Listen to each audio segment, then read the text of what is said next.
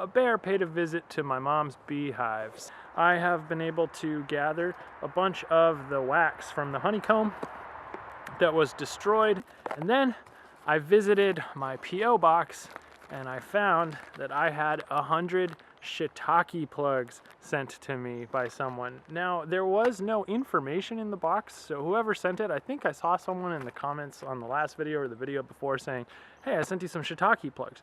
Thank you. That's fabulous. I don't know what happened to the little paper that usually has some comment. Sometimes they just get lost with Amazon.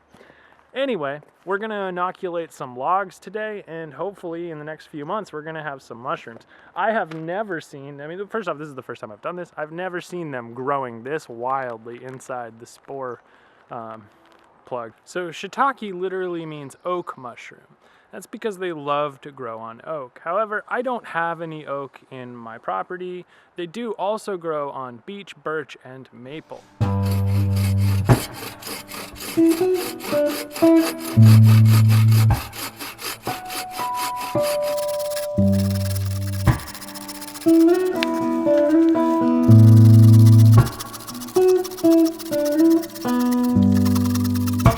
Stomping through the underbrush, we smell like diesel and lemon balm, it's me and you.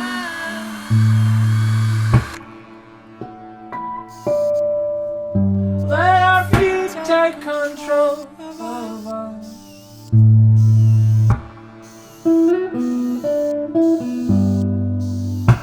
Stomping through the underbrush, we smell like diesel fuel and lemon balm, oh, it's me and you and.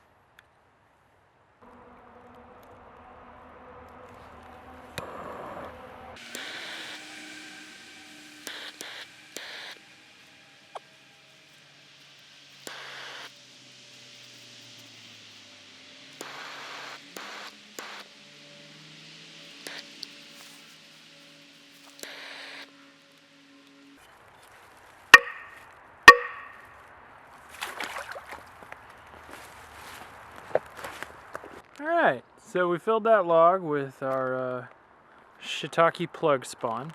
And now after doing a little bit of research, usually what you let them do is sit for a couple of months, 6 weeks or so, and let the mycelium grow. It's called a run, a spawn run. After reading that, usually you wait till it runs and then you knock the log with a hammer. The reason why we knock the log with the hammer is to simulate it falling out of a tree and hitting the ground. What's that, mosquitoes? Yeah, this is your land.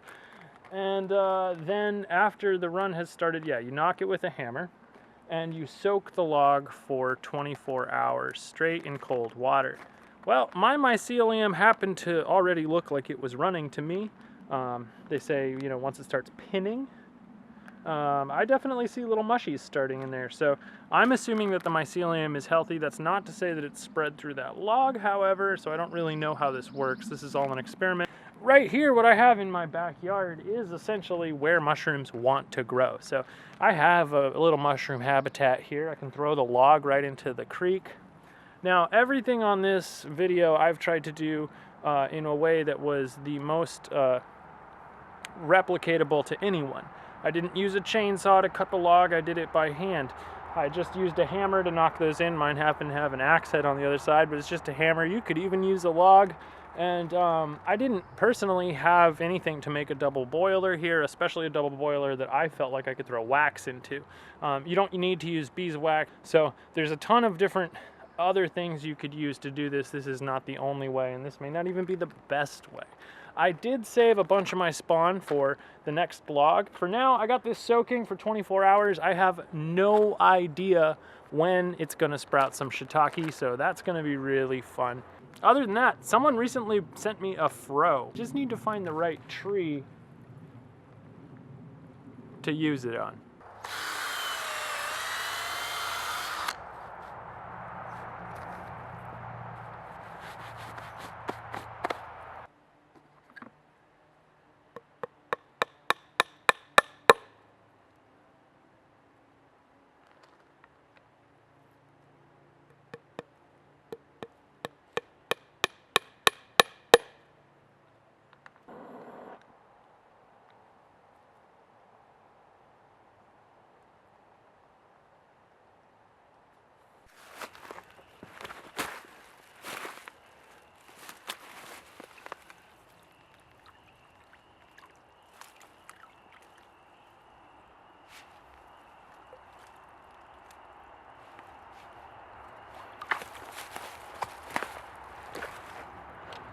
I have now made one log in beech and one log in birch. The beech log that I made yesterday is now out of the water, and I've put a rock down here on the ground, and I'm just propping it up against the tree for now because I only got one.